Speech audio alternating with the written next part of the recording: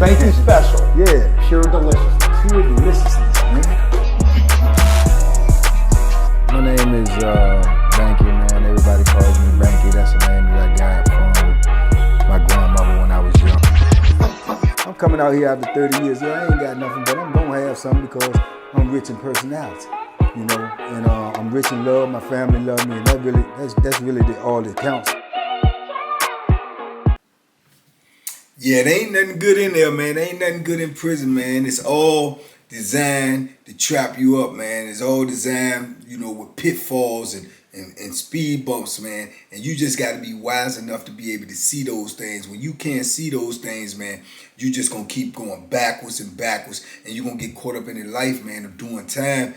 And you're going to end up having a rough day, man, every day. You know, you got to be thinking in there, man. You got to be learning as you go. You got to be paying attention to all the signs and all the things that's going on around you, man. Because like I say, it is designed, man. Everything in there, man, from the ice, man, to the showers. You know, it's 4 showers in there for 80-something people. You know, so you got to think when dudes go outside for rent or they do anything, or nighttime at the end, everybody trying to get in the showers at the same time, and you only got 4 showers. So you breeding confrontation. You breeding, you know, dudes having beef with each other because he took too long in the shower, or I'm next in the shower. And then you got the phones, man. At that time, I think they had 1, 2, 3. I think they had 3 phones in there. You got 3 phones in there for 80-something people, 84 people.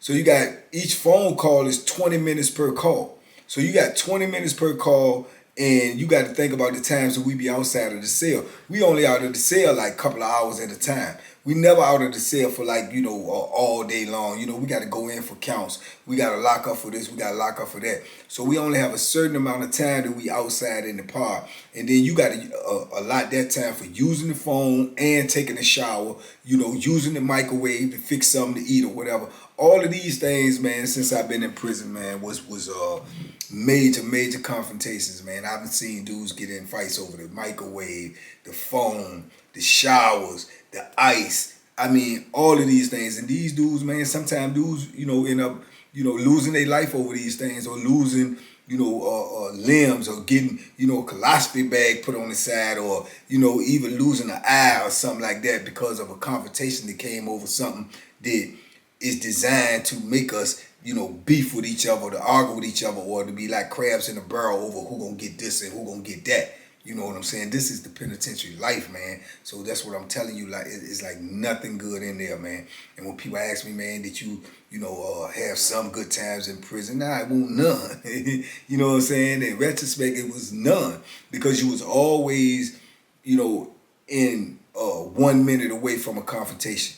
1 minute away from a deadly situation. 1 minute away from tricking your time up. 1 minute away from possibly losing your life. 1 minute away from possibly taking somebody else's life.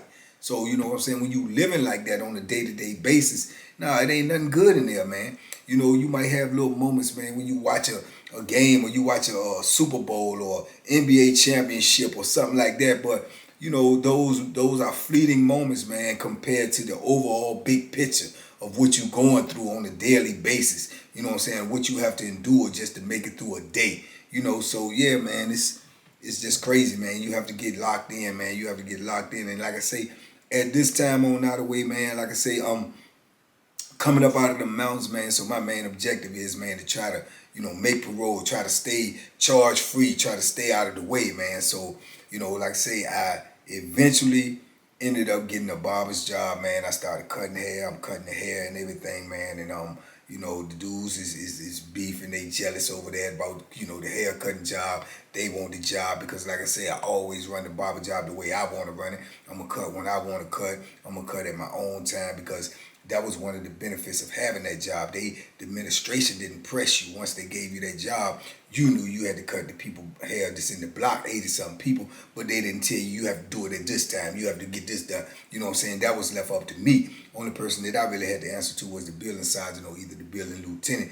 And at that time, both of them was pretty cool with me, man. At the time, man, you had the building sergeant, man, was a dude, was a dude named Whitehead, man. Shout out to Whitehead, man. And when I first met Whitehead, me and Whitehead bumped heads, man. We bumped heads because he a little short dude, little stocky, little built dude, man. And at the time that I first got there and I met him, he was just a regular CO. And he used to run the boulevard in the mornings. And most of the time, man, I didn't even go to none of the chows. But if I did go, breakfast, lunch, or dinner, I would just go to breakfast when they had like fried eggs or something like that. Because to me, that was the only thing in there worth even eating. You know what I'm saying? Or unless I had to go over there to meet somebody or talk to somebody that wasn't even in my building. And you can meet them at breakfast or you can meet them at one of the chow calls. So, I remember, man, at this time, man, they used to be trying to make you wear your shirt buttoned all the way up and have your ID card showing on your shirt, or either if it was cold, you had your coat on, they wanted you to have your ID showing on the outside of your coat. So he used to be standing on the boulevard, man, always checking before you go inside the gate to go eat in the chow hall and be like, man, where your ID? I can't see your ID. Let me see your ID. So I remember going through there and I had my ID on my shirt, but I had my coat on. So he was like, oh, man, where your ID at? I said, man, I got it right here, you know what I'm saying? But I kept walking. So he said, no, you got to show it. So I just kept walking. I said, yeah, all right, man. So he walked behind me, pulling up on me, pressing me. So I told him, I'm like, what's up, man? He said, man, you got to pull your ID out, put it on your coat. I said, man, the ID right here, man. I showed you the ID, man. So he said, man, you got to pull it out and put it on your coat. I said, man, I pulled the joint off, man. I had it in my hand. I started to walk away again. So he said, man, put the ID on your coat. I told him, I said, man, you better get out my face, man. You see the ID right here. He told me, man, come on, man, come on. Yeah, we going to watch command off. I said, I don't care. You know what I'm saying? What did you saying? I don't care. So then the lieutenant came over there and he asked her what was going on. So we explained the confrontation. So he trying to stand his ground, act all tough, you know what I'm saying? And I'm just like, man, look, man, it's the way he approached me. It's the way he talked to me. I got the ID right here. What the problem is? You know what I'm saying? He was like, man, just put the ID on your coat. So I put the ID on the coat, man. I went on in the kitchen. But then every time I seen him there, it's like he got a little grit on me. I'm gritting on him, right? But, overall, man, he turned out to be a real cool dude, man, because later on, like I said, he made sergeant. He became our building sergeant, man. To be honest, man, he probably, on that, man, he was probably, man, the coolest CO that I was with up there, man, because he was all right as far as like a sergeant, right? But you had some good COs up there, man, that was fair to me, that was good to me. You know what I'm saying? Never gave me no problem. Always treated me fair, man. Or like I would say, in prison, you always get being treated like a subhuman. I would say somebody treated me as a human being, man, and respected the fact that I was a man and I was a human being, man. And he was definitely one of them, man. And you had C.O. Williams, man. Shout out to C.O. Williams. She did big things, man. She used to be our pod officer. Ended up getting promoted to another position, man. I think she's still there. So salute to her, man. She was always fair to me, always cool with me. And she was a no-nonsense sister. She wrote charges up like I don't know what, man. She won't go on for nothing. Anything you do, you get smart with her, you get to cussing her out, or you get in that shower, get to playing with yourself. Man, C.O. Williams putting you on paper. She ain't gonna argue with you. She'll okay. Next day, boom, you got that process server at your door, man, with that charge for you, man. So yeah, man. But shout out to her. She was cool, man. And like I say, man, there was some other ones up there, especially like I say, I get into the major and the ward, man. They was, you know what I'm saying, instrumental in what I was doing to try to get out, man, later on down the line. But yeah, man. So like I say, I was just working, trying to process everything, man. Trying to, stay out the way. I told y'all about the little situations that occurred on there, man. Like I say, with the Goldie situation, him and Big Worm, how that played out and everything later on down the line. But before that played out, I could remember how me and Goldie even got even closer, man. We got even tighter was because around this time, all this stuff was coming out, man, about you know what I'm saying, the governor, firing the parole board because they weren't giving enough dudes paper. They was, not really looking at cases, and, we had the lowest parole percentage in the whole, United States, man. Virginia had the lowest in the United States. So they was trying to change that, man, and, we had never seen that because, like I told you, the whole time I've been incarcerated, man, if you heard 2 people made parole within 1 year, all over the state in different prisons and stuff, it was like, wow, you know what I'm saying? But now, he had fired the parole boys because he told them to start looking at people cases more better and get them out of prison, and they weren't doing that, and he fired them and hired some new people, man. And Agent Bennett, man, shout out to Agent Bennett. He ended up putting her the head of the parole board, man, and that changed everything, man. She started, giving out parole. She started looking at dudes that been locked up 20, 25, 30, 35, 40 years. And she started giving them parole, giving them a chance if they was doing what they was supposed to be doing inside the prison. They was 3, 4, 5 years charge free. I had some programs under their belt or whatnot. And dudes started making parole, man. They was just making parole. And it was just like, it was like mind boggling, man. So dudes, that stuff started spreading around the system.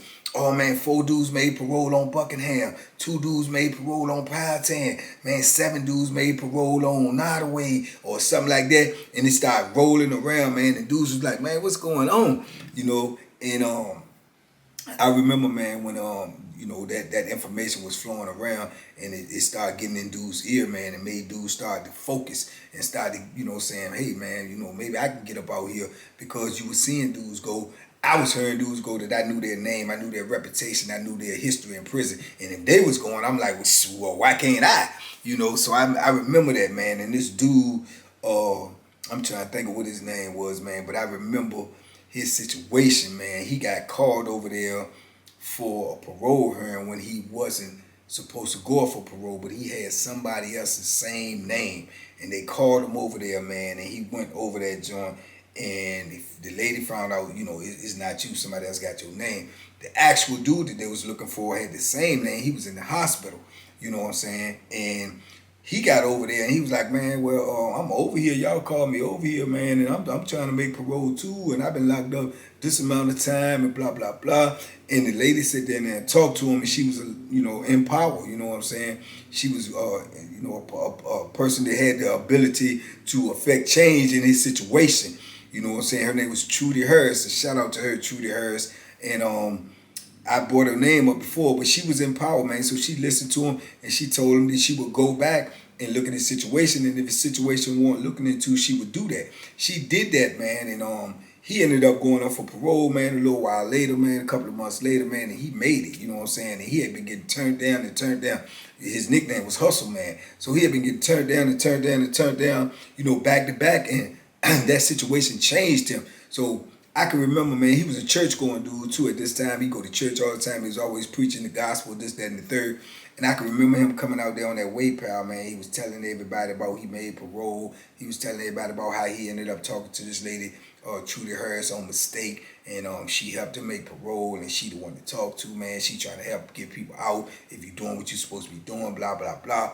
And, man, I was on the way pal, and I heard him talking there, man. And I was cool with him, but we won't never, hang out together. But I went and asked him about the situation. I was proactive, and when I went and asked him, he gave me her information. I took that information, went back.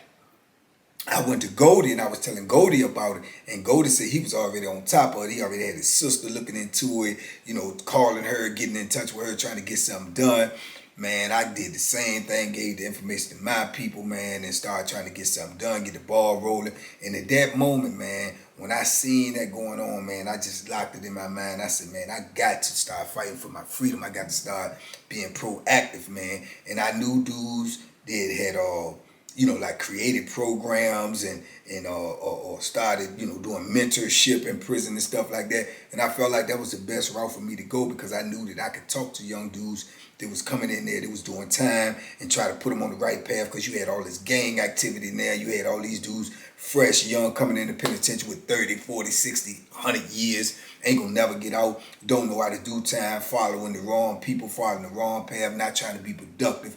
None of that type of stuff. So I said I knew I could talk to those dudes, because most of them would listen to me, if nothing else, for a little while. And if you get somebody ear for a little while, you might can impart some type of wisdom on them, impart some type of knowledge on them. So, man, I started coming up with concepts about me, creating my own program, and I started working on it. And I never did anything like that. But like I say, you never know what you can do until you get motivated, man. So, I started, going to the library, man, signing up for the library, going to the library, trying to learn how to, use the computer, because they had a computer down there that you could use. Trying to use the laptop, trying to use the laptop, trying to come up with concepts of what type of program I wanted to create, how to structure it, how to, and I was just doing all of this and learning all of this off the rip. So that started taking up all of my time, man. It got to the point, man, where I signed up to go to the library 5 days a week, because that's all I wanted to do was try to work on this, because I figured if I could work on it, if I could get it implemented, if I could get it,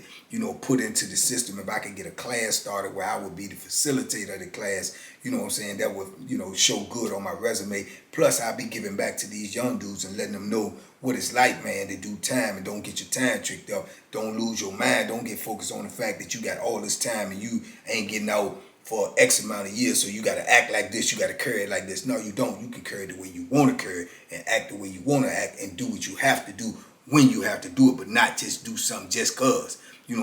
Trick your whole life up because like I say, you can live like that because you could go with the philosophy that, man, I got 100 years, man, I'm going to do it the way I want to do it, I'm going to do this, but you can also get killed.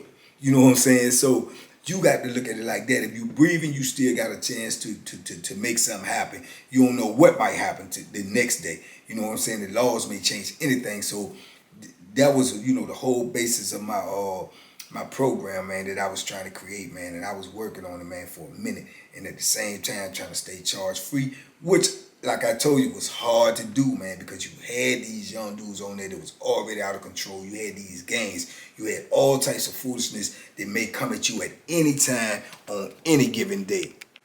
Yeah, on any given day, man. And that's what was going on, man, because like I say, I had little confrontations on there that threatened taking me off the path that I was trying to take now.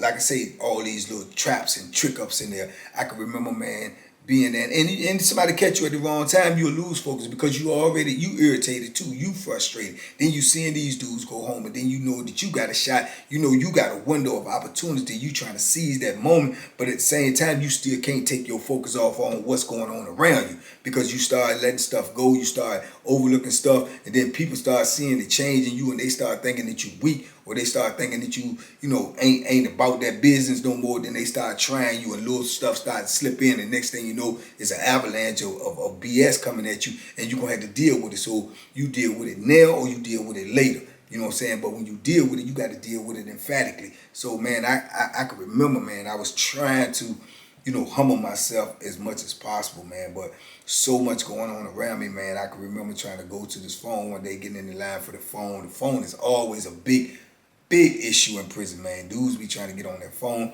They ain't trying to hurt nothing. And especially if you playing with that phone and you getting on there double clicking, calling back to back when you got dudes waiting on that phone, that right there can get you late, super late, man. And I can remember, man, being in line for the phone and what them gang dudes was doing at the time, man, especially, some of them young dudes, they'll get on the phone and then they'll say they buddy next. And then they're homie next, and then they're homie next. So they got like 5 of them in line. And then as soon as the last one finished, the next one to get back on. So it's like they take it over the phone, but they trying to, do it in some passive aggression. Like they ain't letting you know they're taking over. They just keep saying somebody next, somebody next. And that's crazy because you ask out, who next on the phone? Blow, blow, blow, blow. All right, then I'm after him. And that's how it's supposed to go. But when you get on there and then it's just all your homeboys in rotation, then, you basically done took over the phone. And there ain't but a couple of phones in there.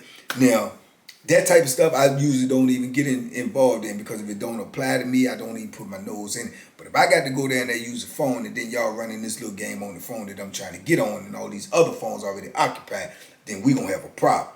So I can remember coming down there one day and I was trying to get on the phone and this is exactly what was going on.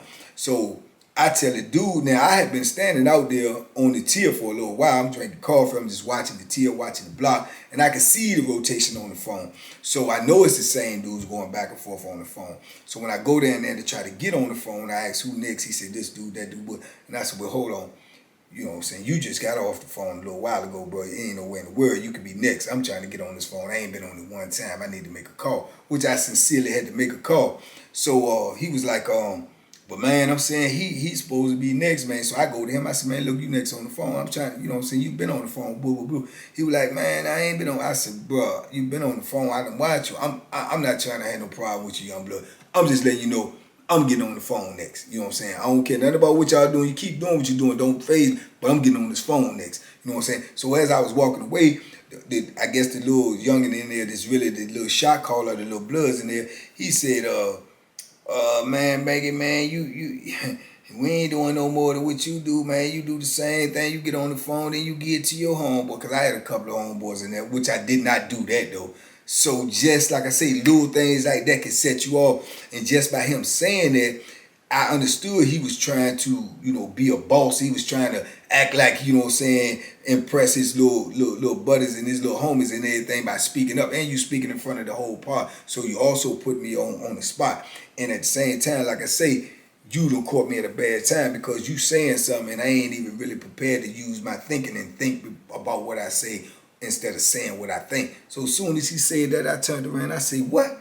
And I said, you ain't never seen me get on no phone and try to handle no phone and give it to somebody else. I said, you tripping. You know what I'm saying? So he said, oh, man, you do it. I said, well, I tell you what, if I do it, I'm going to keep on doing it. You know what I'm saying? And I said, and I'm getting on that phone next. And I said, if you don't like it or your little homeboys don't like it, I want one of y'all to step up right now and say something about it. I'll break your little neck up in here.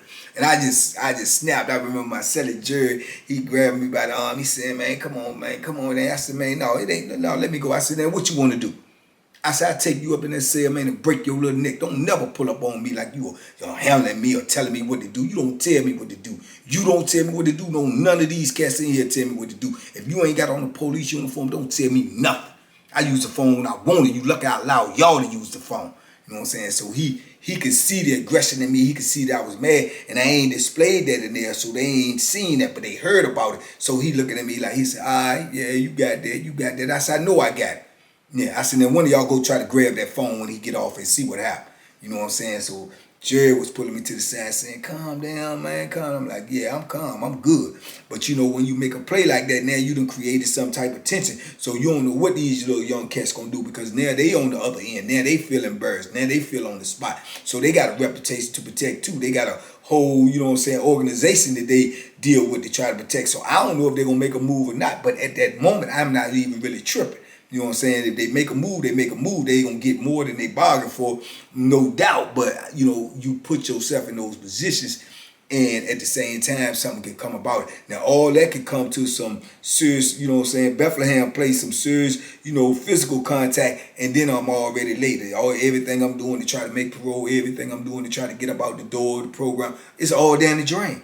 But like I say, these are the things that you deal with in prison, whether you want to deal with them or not. Because if you deal with them on a week basis, had I been over there like, okay, man, you next, all right, yeah, you next, then I don't even get to use the phone. And then they feel like they done, did something. And now they going to do this every day. Now they going to do this all the time. They done got Banky out the way now. Man, ain't nobody else will question about it. We run the phone. And you can't have that. Because you get to doing all of that, man, and you go for all of that foolishness, then like I say, man, you just going to be a victim in there. People going to walk all over top of you like you're a rug. They not going to have no sympathy for you. Ain't no mercy in prison or none of that. So you got to stand up for what you got to stand up for when you got to stand up for it. And it may not be the time that suits what you doing. It may not be the time that fits into what you trying to do with your time or what you trying to do with your life. But that's just how it happened. So you ain't got no choices in those matters, man. But I was glad, man, that situation didn't get real funky, man. The dude, like I say, he was a thinker. And thank God for him he was a thinker because he knew that he was dealing with a bigger issue. Some of them little young dudes, they going to back his hand whatever he do. Whether he want to go at me or the next man, they going to back his hand because they have to.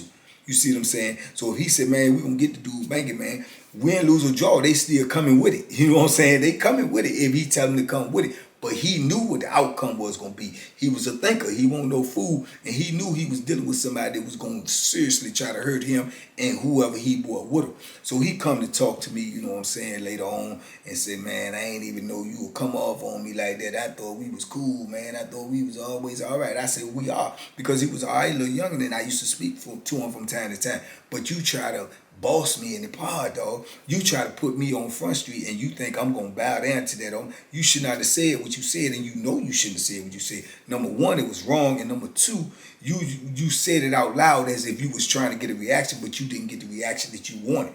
You didn't get the reaction that you thought you was going to get. You thought you was going to get a little calm reaction because of the fact that me and you socialize from time to time. But you're not going to make me a spectacle for you to get some points. You're not going to make me the butt of your jokes. You're not going to make me, something that you can get some more clout on. You're not going to do that. And I acknowledged that that's what you was doing. And I met that force with force to let you know, don't play with me like that. You know what I'm saying? He was like, man, I wasn't trying to do that. But he knew that's exactly what he was trying to do. But, man, we ended up talking it out, working it out. It wasn't no beef or nothing. But you know, like I tell y'all all the time, I keep that eye on him and everybody that was with him, because you won't gonna sneak up on me. You know, I'm gonna stay on point. My head gonna always be moving when I'm out here and I'm out and about. I ain't gonna be on the phone using the microwave, sitting at the table, doing none of that, coming out the shower, not prepared. I'm always be prepared. So if you pounce, yeah, surprise, I'm ready too. You know what I'm saying? That Bethlehem gonna go to work. So, you know, but I'm glad it didn't turn into that, because like I say, those little things right there mess around and have you in the penitentiary for the rest of your life, or have you somewhere, you know, fighting for your life. So you got to be aware of all these type of situations, man. But, you know, it was those little things, those little small confrontations, man. But I can remember, like I say, getting back into my thing, man, doing my program. I remember Peanut saying, man, you serious about this program thing? I'm like, yeah, man, I'm trying to get up out here. They getting all these dudes, parole dudes leaving left and right. Why not me? They skipping over me. You know, I just got turned down. You know, I'm trying to prepare to go up for the next time, man. So I got further and further down along, man, with my program, man. It was coming along good. You know what I'm saying? I was coming up with all these acronyms for the program, what I wanted to name it or whatever. I ended up coming up with the name Rehab. You know what I'm saying? Reevaluating habits and behavior. You know, and I thought it was a good program with a good name, you know, good acronym, man. It was solid. And then I was just structuring the whole format and everything. And I'm in that library every day. I'm down on it. I'm working, man. And, you know, Goldie situation that came along, he was going up for paper, man. The situation that worked out for him, he had went up, man. It was, you know, like I said, you get an answer. Usually when you go up, man, you usually get an answer within 30 days, 60 days. And you usually get, you know, turned down. That's the norm. You know, but he usually when you can go past that time and you into 2 months, 3 months, 4 months, 5 months, 6 months waiting on the answer, man, your chances, you know, by consensus was good. And Goldie, man, had been like that, man. He was all the way up until like the 8th or 9th month. And he kept on saying, man, yeah, I'm going to make it, man. I feel it, man. You know what I'm saying? I had a good, you know, it's just different. I can feel it, bro. I can feel it, soldier. So. You know how he talk, you know what I'm saying? Y'all remember Goldie talk all fast. I would tell my soul. He like, I feel it, so. I feel it, so. I'm going to make it, man. I'm telling you, I'm about here. I'm confident. I'm confident, so. I'm gone this time, so. And sure enough, man, he, you know what I'm saying, even after the little incident with Worm and everything, he maintained his composure, because at that time, he was still waiting.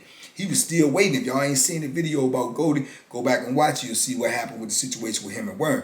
But he maintained his composure then, man. He laid in that cell, like he said, and cried nice, man, because he wanted to do something to Worm so bad. But he knew the bigger picture was at hand. He was waiting on the answer longer than he had ever been waiting before. And he, you know, 25, 24 years into this bit, dudes trying to get some relief. They're trying to get out on the street. You see what I'm saying? So I sincerely believe if Goldie had not made parole, he would have made another decision about the Worm situation and try to do something to Worm, because, you know, it would, you know, when you don't make parole, it take the wind out of you. I felt it would have took the wind out of him, and that would have been the first thing that arose on his mind, that situation right there. And I felt like, you know, like I said, it was God's plan. It worked out the way it worked out.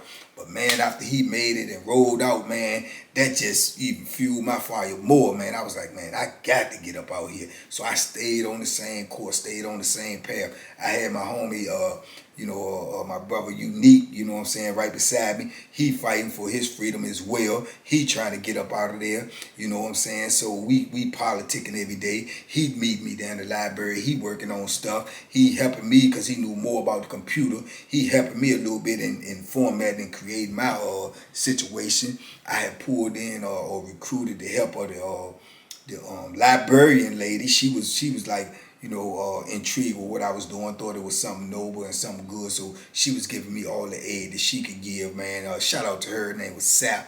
And coincidentally, she was one of the nicest ladies on the compound. You know what I'm saying? As far as kind-hearted and courteous and treated you like a human being. And the irony in that is, her husband was, at this time, the most hated dude on the compound.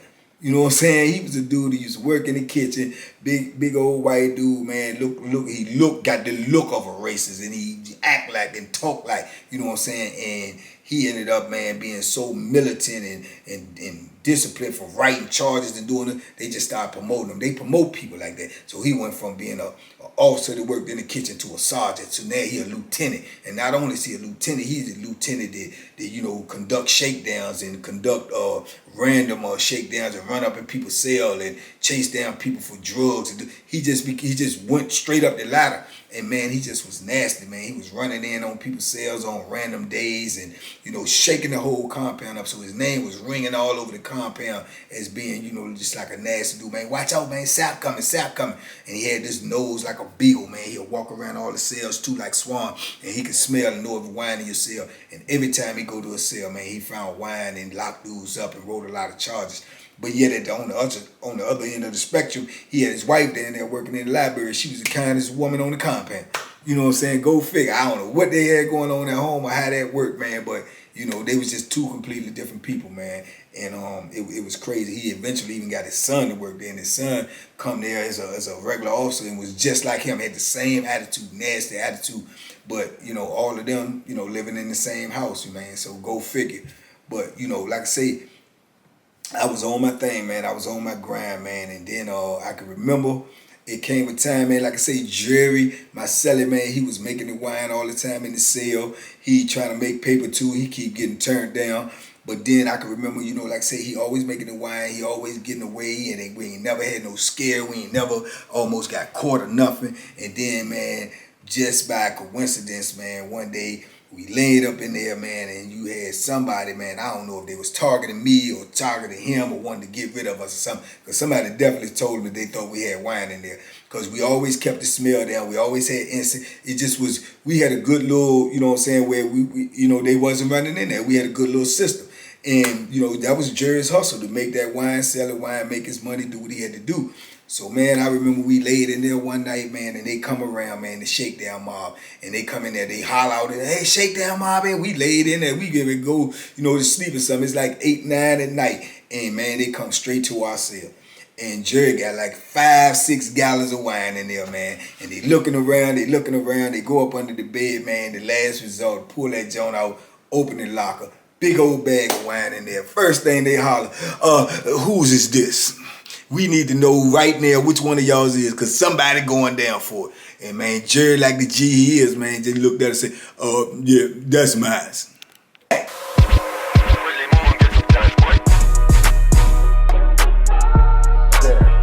The Banky special. Yeah. Pure deliciousness. Pure deliciousness, man. My name is Banky, man. Everybody calls me Banky. That's the name that I got from my grandmother when I was young. I'm coming out here after 30 years. Yeah, I ain't got nothing, but I'm gonna have something because I'm rich in personality, you know, and I'm rich in love. My family love me, and that's really all that counts.